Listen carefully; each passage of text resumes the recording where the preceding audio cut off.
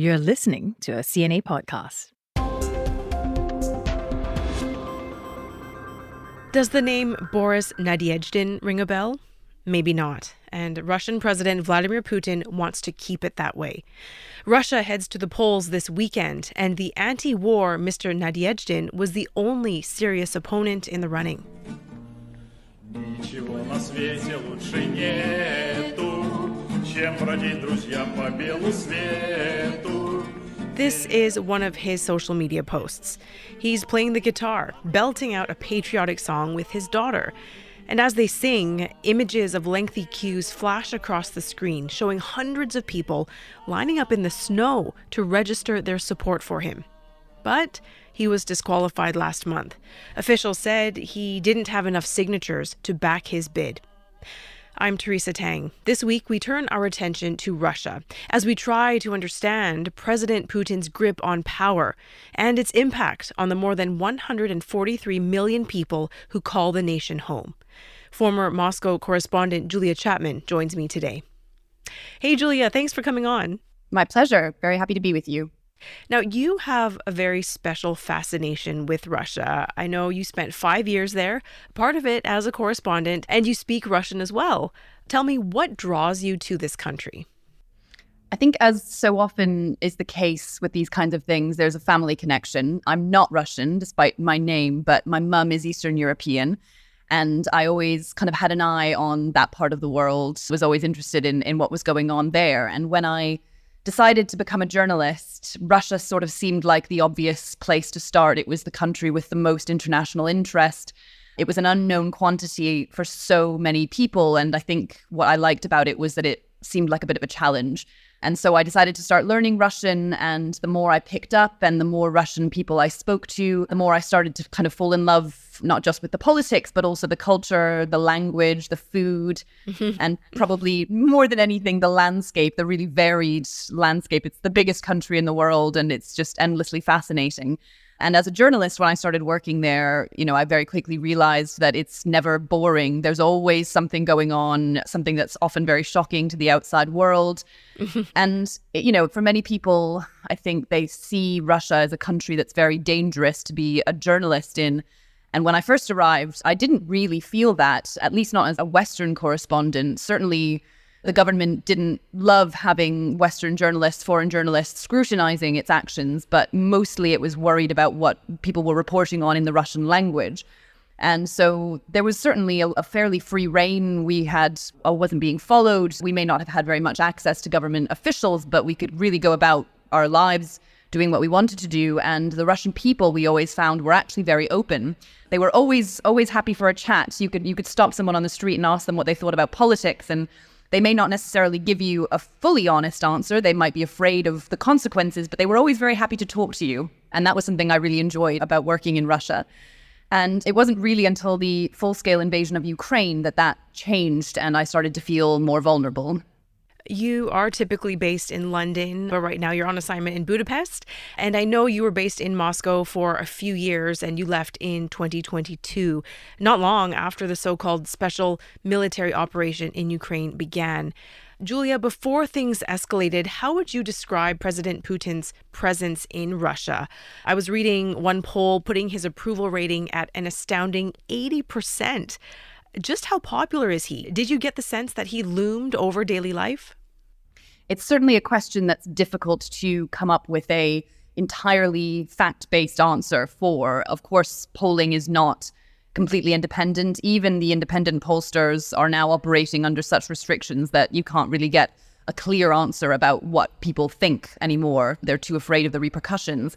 But back in the day where it was a bit more possible to gauge public opinion, I wouldn't say that Putin looms over the country. There are certainly many, many supporters of Vladimir Putin. I think it's impossible to overstate that. There are people who think that he has done wonders for the country. He's lifted it out of poverty. There are also many Russians who view the West with a lot of suspicion, and they are very sympathetic to the ideas put forward by Vladimir Putin that the West is out to get Russia, that it's constantly seeking to punish Russia. There is a lot of sympathy with that as well. So that rhetoric does play into quite a lot of sentiment publicly in Russia. There are then segments of society that are a bit skeptical about Putin himself, but don't really see any viable alternatives. They don't feel that he's taking their country down a particularly risky path.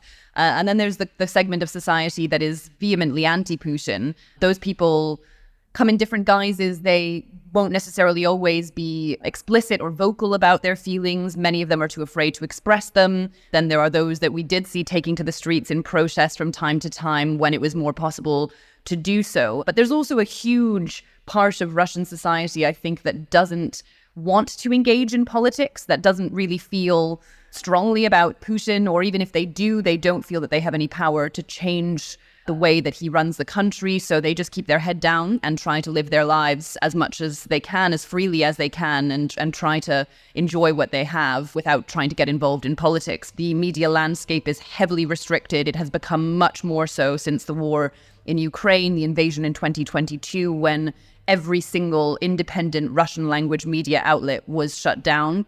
Wow. They are now operating outside of the country, so there are still sources of information, but they're much harder to access inside Russia now. Now, the presidential election, it's just around the corner, and observers are saying, look, we already know who the winner is going to be. You know, Mr. Putin has already been either president or prime minister since the last day of 1999. And if he wins this time, he could potentially lead until 2036. That's another 12 years. Is this election just a formality, Julia? I think it is. It's definitely a formality in the sense that, yes, there is a foregone conclusion. We know that Vladimir Putin is going to win. For President Putin himself, I think he sees this as a legitimizing exercise. It is important for him to show the world and to show the Russian people that he has a mandate. This is not a democracy in the sense that we would understand it in many parts of the world. This is very much a managed country where the idea of opposition is kind of fabricated. Even the candidates that are on the ballot alongside Vladimir Putin are ones that have the tacit approval of the Kremlin. And I think the point of holding these exercises is not only to show that Putin has support, but also to show that there is a lack of alternatives. And that is something that we've seen develop over the course of Vladimir Putin's tenure. We've seen Alexei Navalny attempt to run for president and be blocked from doing so back in 2018. Everybody who is on the ballot, as I say, is a managed opposition candidate. So for President Putin, he wants to say not only does he have the support, but he's the only person who could have that support. And for him, I think the real thing to watch, although there are many reasons why it's also a slightly artificial figure, is the turnout. There's one pollster that's a state-run pollster, Vitsiom, is estimating that turnout could be as high as 80%, which would be a really high number. Mm-hmm. That will be something that President Putin is obviously going to point to, but that should also be contextualized with the fact that state-run employees are forced to vote, so they will be bussed to the polls by their employers. And so that is something to consider as well. And there are also many people who feel pressured to vote, even if they're not explicitly forced to do so. So yes, it is really just a formality, a box-checking exercise. But the interesting thing, I think, also to bear in mind is that when Alexei Navalny was still alive, he didn't actually call for Russians to boycott the vote. He did suggest that they still continue to go, but rather to vote for anybody other than Putin, to put their name behind the second most likely candidate to win, the smart voting tactic, as he called it. And that was something that had some limited success in certain parts of the country. But so even though we know what's going to happen, it is very much controlled, there are still voices in the country who believe it is a worthwhile exercise to go to the polls and cast your ballot. Yeah, it makes you wonder how many votes Nadezhdin would have garnered had he been allowed to run in this election. Okay, so when Russians head to the polls and there is effectively only one option on that ballot, what issues are they considering? You know, how invested are they in the war in Ukraine, for example, or are other things more top of mind for them?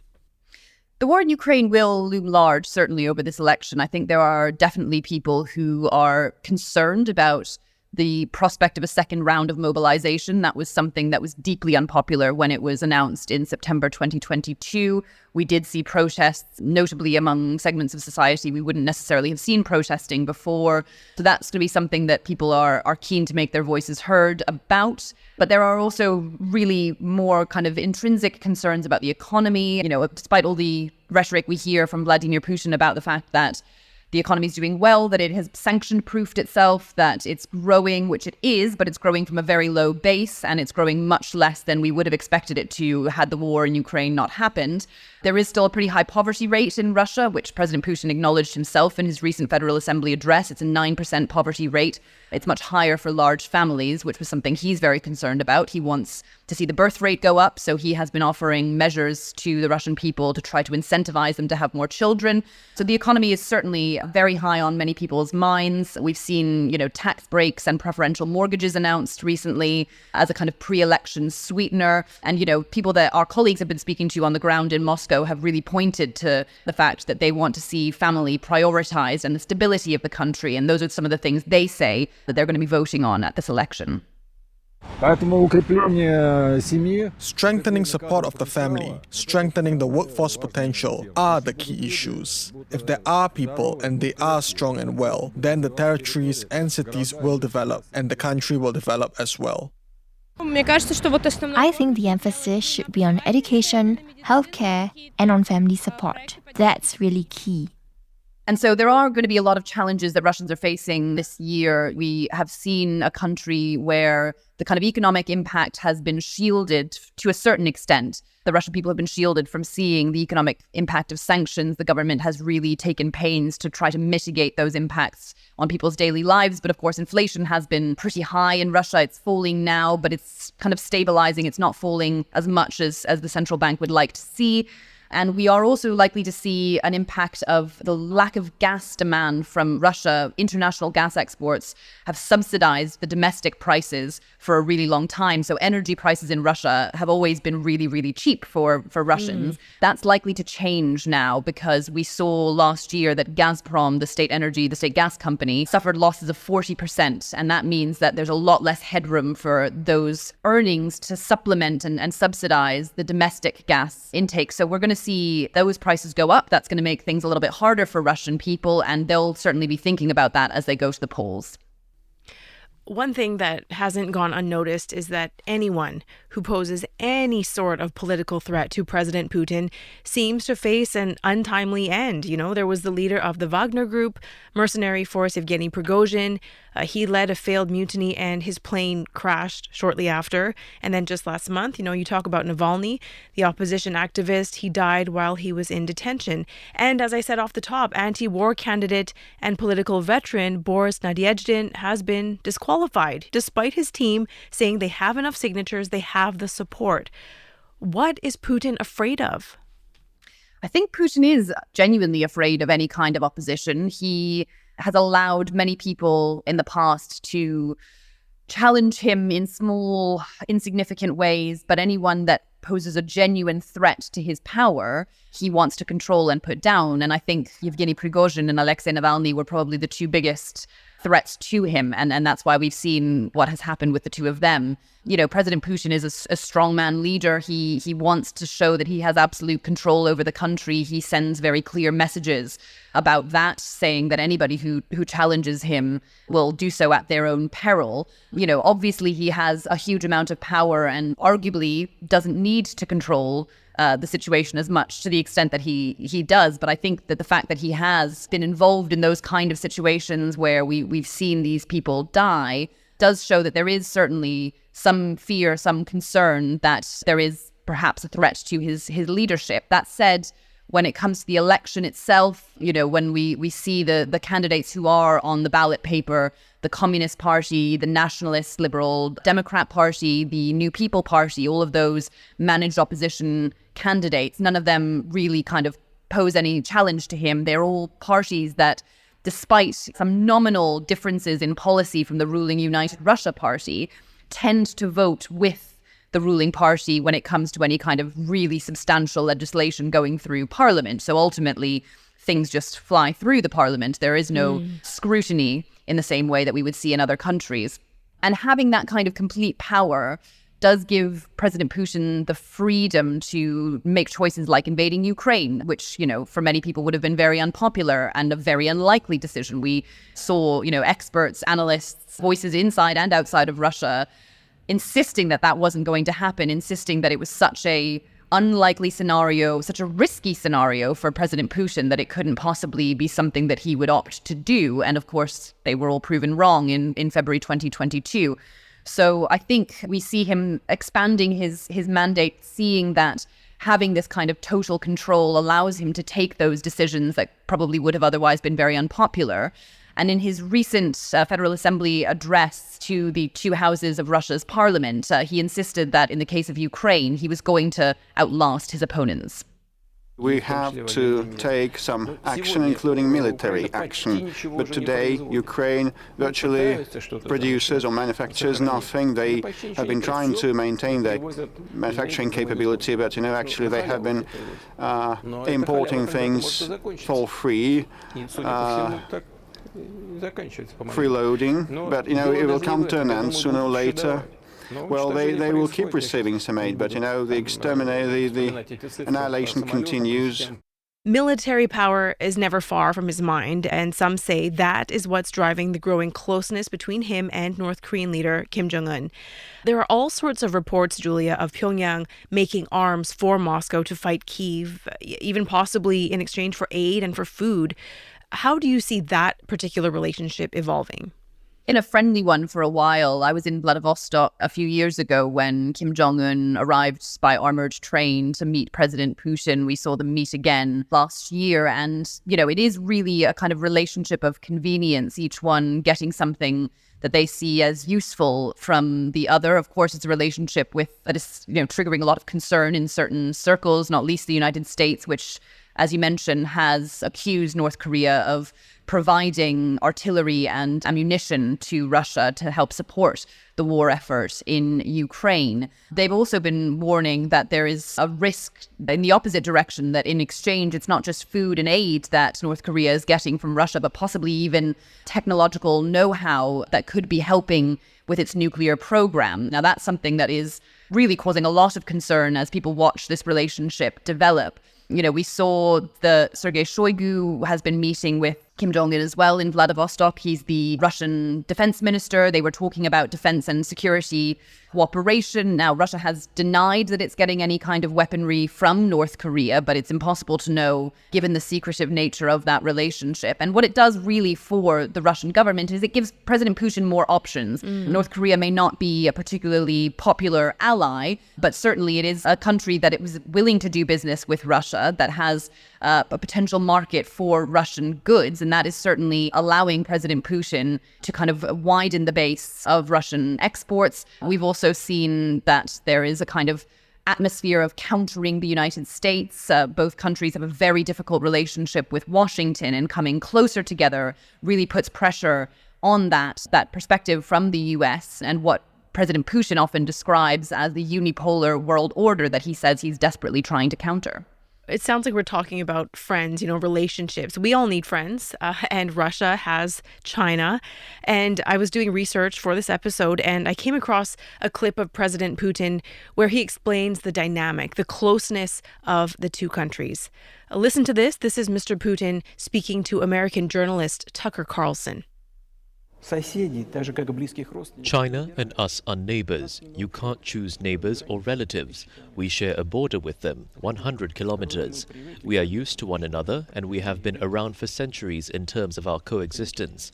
And the foreign affairs philosophy of China is not aggressive. They search for compromise and a trade-off, and the volume of cooperation in trade keeps growing. So, Julia, how do you see Vladimir Putin's relationship with China evolving and developing if he continues to be president for the next decade? Well, famously, just before President Putin announced the full-scale invasion of Ukraine, he was in Beijing for the Winter Olympics, where Russia and China declared what they called the no-limits partnership. And the fact that that happened so close to the time of the invasion was, considered to be very significant. Many questions were asked about whether Xi Jinping knew what was about to happen, whether he had tacitly agreed to it or approved it.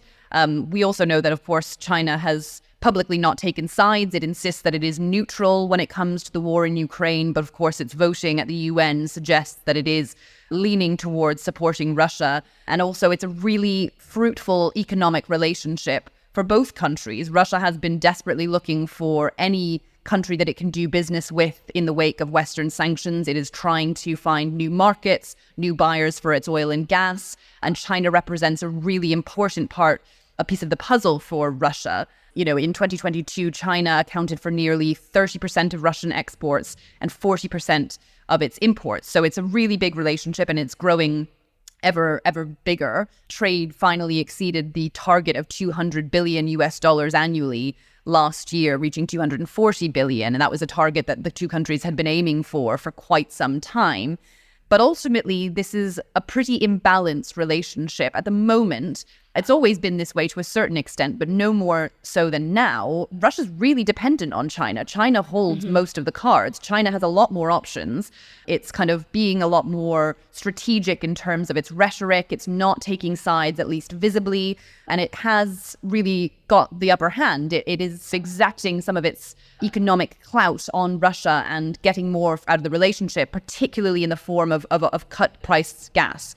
We obviously saw Europe cut itself off from Russian gas in the wake of the invasion. That was a really big moneymaker for the Kremlin, for its domestic coffers. China has really helped compensate for that loss, but it's doing so at a discount, really. But ultimately, going forward, how that relationship develops, it will continue to develop. We will continue to see President Putin and Xi Jinping meeting and talking about this friendship that they share, the closeness of their countries, the fact that they're trying to create a multipolar world order. But I think there are certainly limits to this no-limit friendship. A really big story that we covered was the death of Alexei Navalny, and we saw pictures coming out of Moscow, thousands of people chanting his name as he was laid to rest.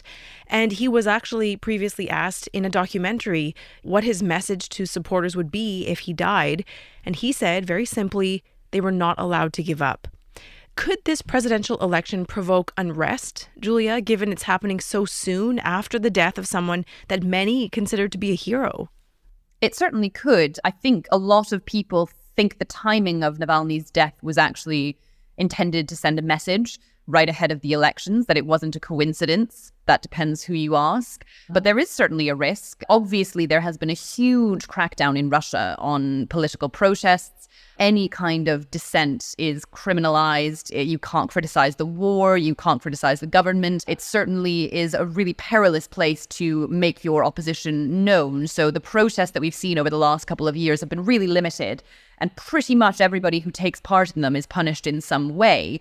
But what was interesting was that at the funeral of Alexei Navalny on March 1st, there were tens of thousands of people lining up at the church to say farewell to someone that they considered to be a hero. You know, Alexei Navalny has a mixed reputation in Russia. Not everybody supports him, even if they were opposition-minded. But there are many people who really did want him to become the next president of Russia. And the queues of people we saw outside that church, outside that cemetery, were not met with any kind of difficulty from the police. They were allowed to gather there. There was a huge police presence, but it didn't interfere.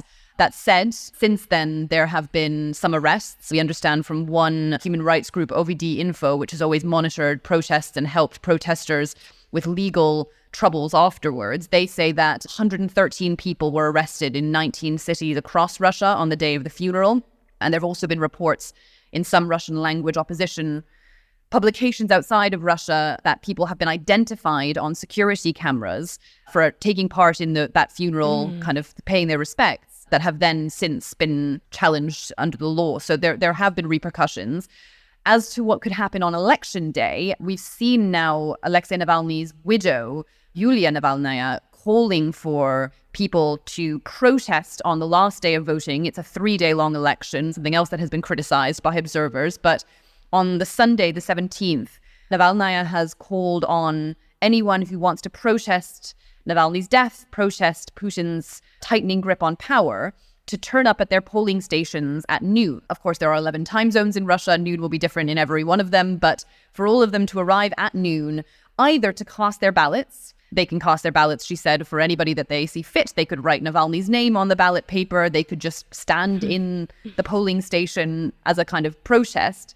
And she insists that this is a good form of protest because the government certainly doesn't want to prevent people from going to polling stations. She's hoping to see quite a big turnout. there is certainly a risk to that as well, but it's a sort of unorthodox form of protest that she is planning, and it will be really interesting to see how successful that is against the backdrop of a really repressive situation inside Russia. But undoubtedly, we are going to see pretty heavy security, and if there is any kind of wider protest out on the streets, then there will inevitably be a crackdown. Yeah, it'll be interesting to see if people pick up Navalnaya's call to action. You know, we recently had Ukraine's ambassador to Singapore, Katerina Zelenko, come into studio. She spoke to us, and when she was here, we asked her, why should the world even care about what happens between Russia and Ukraine? And she said, to answer that question, you just need to ask yourself, do you want to live in a world where might is right? Julia, how would you answer that question? Why should we care about Russia and what happens in this election? I don't think the world needs to care about the process of the elections. I don't think that that is necessarily in itself important. But I think the outcome, even if it is predetermined, does certainly have ramifications, because every presidential election that Putin wins, legitimately or otherwise, emboldens him. And I think the longer he is in power, this will be, when he wins, become his 5th term of 6. And he has been extending those terms. He's been rewriting the constitution to allow him to run again when he wouldn't have otherwise been able to. The longer he is in power, the more he appears to feel that he has carte blanche to act the way that he wants to. He points to having a big mandate. He says, you know, look how successful I've been politically. This is what the Russian people want, despite the fact that he knows perfectly well that it isn't a free and fair election. And we've seen time and again his imperialist mindset, you know, very much borne out in the invasion of Ukraine and his goal to take back cities like Odessa and Kiev, which were once part of the Russian Empire. We've also seen him stoke unrest in Georgia as well. He certainly has ambitions to expand the scope of the Russian borders. He annexed not only Crimea, but parts of mainland Ukraine, which are going to be voting in the presidential elections because he has taken them into the umbrella of Russia. So that is certainly, I think, of concern. You know, the longer he stays in power, the more elections that happen, the more he will feel empowered to go even further in his actions. And I think that has consequences for the entire world. And I think for the wider world, the longer that President Putin is in power, the more dangerous he certainly can become. You know, talking to you for the past 20 or so minutes, it's very clear you're passionate about this country. You know a lot about this country. And I'm curious if you have any plans to return to Moscow anytime soon. I am full of plans, but they're all sort of fictional at the moment. I don't have any plans to go back anytime soon. I would love to. Not a day goes by that I don't think about Russia, and it's usually with a pang of longing. I miss it very much. And I think at this point in time, given my profession, given some personal circumstances as well, I think it is too risky. But I hope there will be a time when Russia becomes a more open country, when it becomes less dangerous, not just for foreign journalists, but for the Russian people themselves. And I hope that it can stop seeing enemies all around it. It would be naive to say that I'm certain that will happen, but for now, it remains a hope. Julia, thank you so much for sharing your experiences with me and also for setting the scene for what Russians are facing as polls open on March the 15th. Thanks very much for having me. Catch reports from all our correspondents on CNA's YouTube channel and CNA.Asia. And a reminder that the TV episodes of CNA Correspondent air every Wednesday at 9:30 p.m. The tea behind this week's episode is Saya Win, Clara Ong, Crispina Robert, Craig Dale, and myself, Teresa Tang. Thanks very much for joining us.